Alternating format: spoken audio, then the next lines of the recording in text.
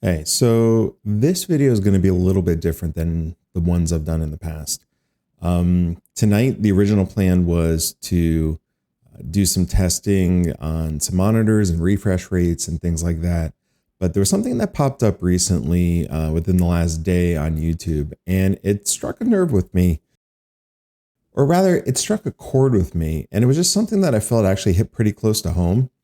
And it was something that Harris Heller said over on Alpha Gaming. If you don't follow Harris over there, definitely go check him out. Produces fantastic content, largely targeted at streamers, talking about everything from business models, strategies to technology. So definitely go follow Alpha Gaming. The content that he's producing is fantastic. But the other day he put out a video, and the title was "How to Really Go from 0 to 1,000 Twitch Viewers." And so I was like, okay, let me, I always appreciate his content. Let me see what he's got to say on this, because I'm really curious what his angle was. And he went through 5 steps, and it was pretty interesting, the things that he was saying. And I actually agreed with generally all of his points. But there was something that he said at the end of the video that really struck home. And what he said was, and I'm going to read this, that there was a reason why he's being completely transparent with his strategies and not afraid to share these with everybody. And what he literally said was, most of you won't even try to compete with me. He said, no one's willing to put in the effort. And that kind of struck home with me. And I was like, one, I fully agree. But the way he presented it was almost like a challenge. And I don't know that his comments are necessarily going to land with a lot of people. I think that there's going to be a large group of people that don't understand necessarily why he's saying this. And it's something for me that has impacted my life and my business career since day one. And it took me years to learn this. And ever since I started employing this in my life, it's led me to the success I've had in my own career. Before I jump into my own thoughts, if you have opinions and want to add your own thoughts to the discussion, come over to the Twitch channel where I'm streaming Tuesday, Wednesday, Thursday, starting at 9:30 p.m. Pacific time. You could follow that in the link down below. We talk about everything from technology through streaming concepts and even business and branding practices, kind of like what we're going to talk about a little bit here today. So let's go ahead and jump into what I really thought about this. All right, so just to reiterate, essentially Harris Heller came out and said there's a reason why he's being completely transparent with all of his strategies and tips and tricks and why he's sharing everything with the community. And he says, most of you won't even try and compete with me because no one's willing to put in the effort. Now, I felt like this was presented as a backhanded challenge, but I don't think he really explains why he believes that. And for me, I think the big thing that people need to realize, and what the true root of the problem is that most people aren't self-starters. They don't know where to pick up the ball and start running. You may have an idea. You may have a vision of something you want to do, but you never do it because you don't know where to start, right? Being a self-starter in general is huge in all aspects of life, both in business and your personal life. For me, I essentially think there's 2 types of people in the world. There are those that are self-starters, and there's those that sit around and wait for people to tell them what to do. And to be honest, there's room in the world for both types. I mean, obviously, you need people working under management that are incredibly happy getting tasks, completing them incredibly successfully, and then moving on to the next task. But they're not necessarily thinking about what's going down the road, the bigger picture of what's going on. There's those that do what they're told, and then there's those who go out and do what needs to be done. And the hardest part is determining what needs to be done. This is where in business you have project managers that have the oversight over the entire project. But in reality, who's telling them what to do? And as you go higher up the chain, eventually you're just going to come to somebody with a vision, right? Someone who says, okay, I know what the end goal is, but now what do I need to do to achieve that? The self-starters are the ones that can look at the problem and figure out the steps to get there. And it's not always going to be a smooth road. You're not always going to get there the first time out, but you're going to be taking those steps day by day, chipping away at the problem bit by bit until you hit your next milestone. And then you go on from there. And that's the basis of any good project management, is to be able to compartmentalize, figure out what your next step is, and move on to the future. Obviously, there's scheduling and larger demands, but the reality is be able to take your vision and put it into boxes and milestones that you know you can achieve, and looking back at your success and measuring your success against the steps you have taken, then you know you're making progress. Now, this affected me early on in my career. When I first started out, I actually assumed everyone around me knew more than I did.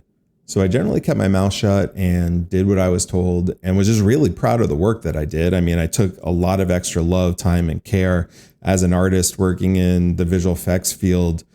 My ego was essentially in all of my projects, right? So I was putting out my art out into the world. So I worked nonstop, but I never really stopped to question how we were doing things and why we were doing things.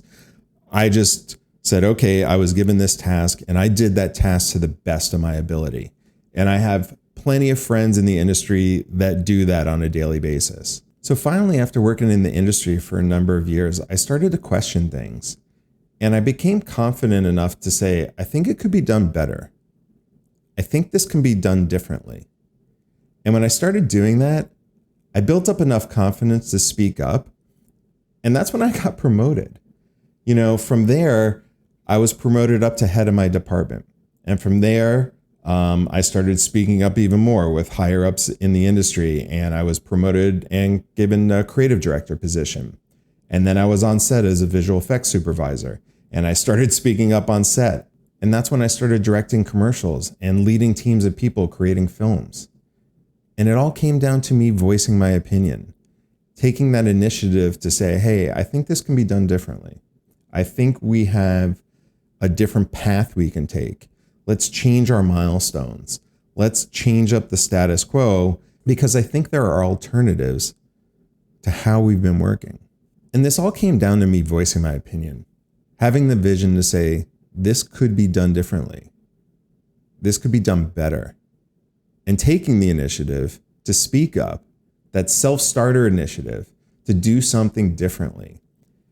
And a lot of people around me were afraid to say anything. And they generally didn't want to rock the boat, right? They didn't want to confront management and challenge their ideas.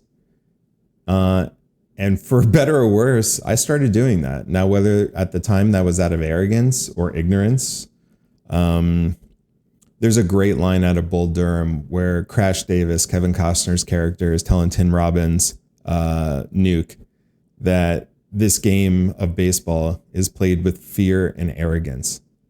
And Nuke turns around and he's like, I got it. Fear and ignorance. And in some ways, I think both are actually true, because you have to be a little bit arrogant to speak your mind, right? You have to be opinionated to move forward and to put your voice out into the world with some level of confidence. But at the same time, you're always going to be ignorant to every possible solution, every possible answer. So by not knowing the end result, and by maybe being blind to some of the challenges that you face, it lets you try different things in different areas, in different ways that other people may not be thinking of, because all they see is roadblocks ahead. You know, when I started my software business, one of the things that I had never done that before. I was in the visual effects. I was an artist. I was in post-production, and we started a software business because we're like, okay, cool. We don't really know anything about publishing software, but we know how to operate a business and we know how to work directly with clients. And so we treated it like a film project. You know, each set of tasks that we did was like a shot, and we just knocked them out and we started putting them together until we had our finished film which was our software, and we put it out into the world.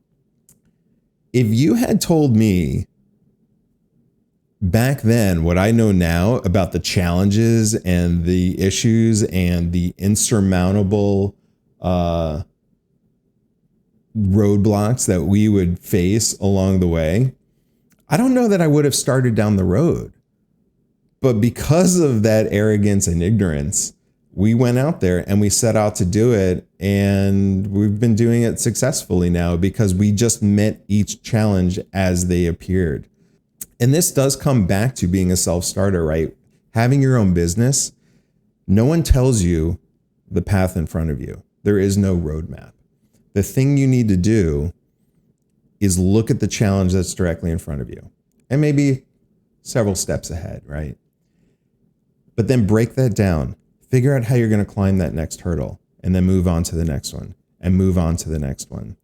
And before you know it, you're going to be on top of a mountain and you're not even going to be able to look back and see the valley that you started in below. And this all comes back to people that are interested in creating content, right? And I know I was going off on a tangent there, but the reality is you're essentially starting your own business. And so you have to be one of those self-starter individuals. If you're not a self-starter, you're going to have a long road ahead of you because there's ain't nobody out there telling you what to do. When I got started in this, for me, it was a hobby. And you have to have passion with hobbies. You have to want to create something. For me, creative outlets, whether it's creating film or video, I was passionate about technology. I was passionate about gaming and streaming.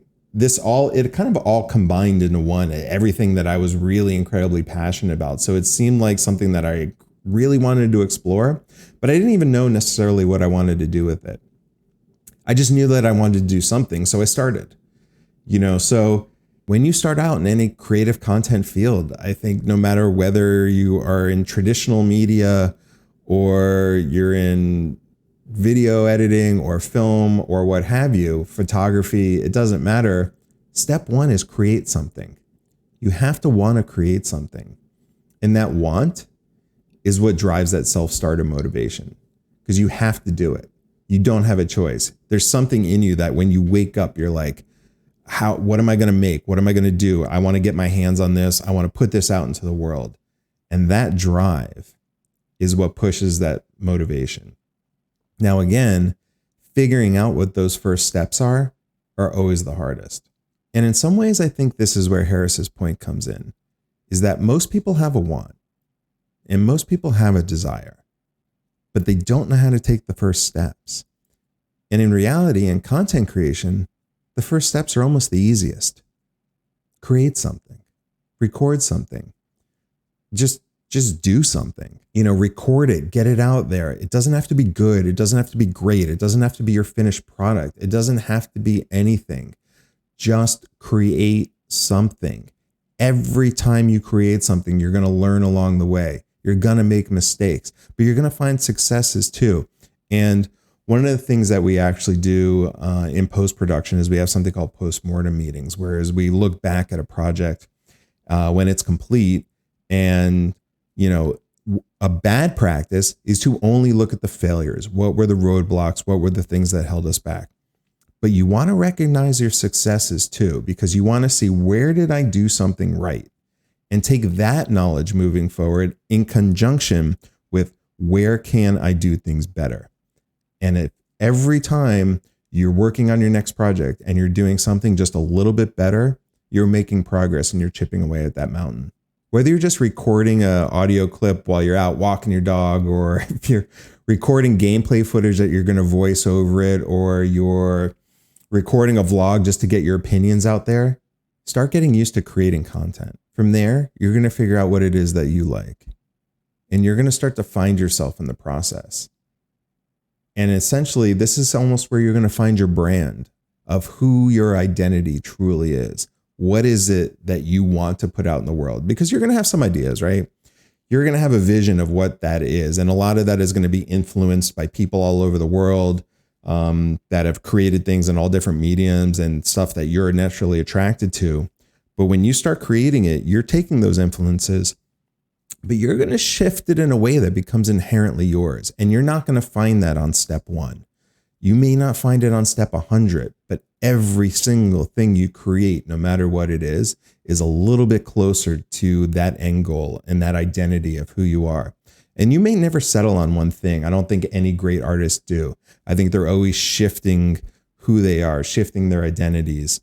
because they're always trying to find themselves and reinvent themselves. It's like never become complacent in one thing.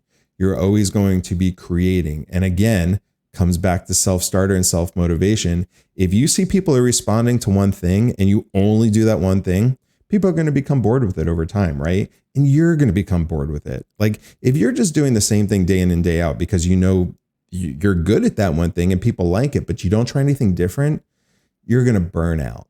So in some ways, you need to push yourself to try other things out in the world. You know, throughout this whole process, essentially what you're doing as a content creator is you're building your own business. And as the CEO of this business, you need to be the one that initiates every step of the journey. So if you're a person that's used to being told what to do, or you're sitting around waiting to be shown the next steps, the reality is you've got a long road ahead of you. You need to find it in yourself to get that motivation going. Take that first leap, because if you don't do it, no one is. So you really need to look at yourself and figure out if you have that passion to go out and create and put yourself out into the world. Take those first steps, become a self-starter, and get out and be the person that you envision. Start that business that you see projected out into the future. There's no one stopping you but you at this point.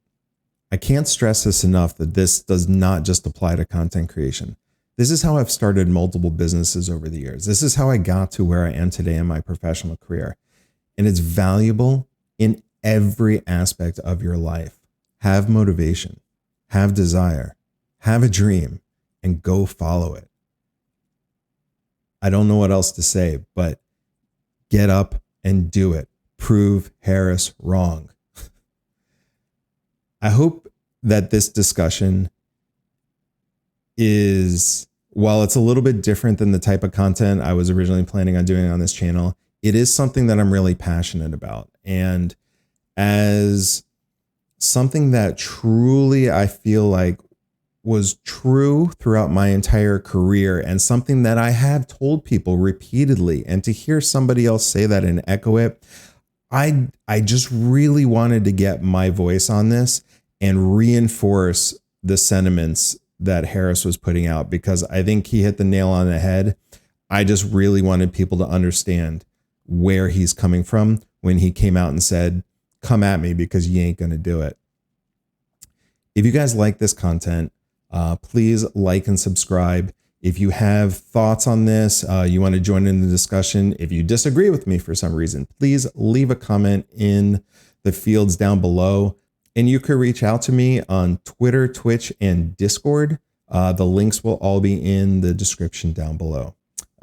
Thanks for listening, and we'll see you on the next one.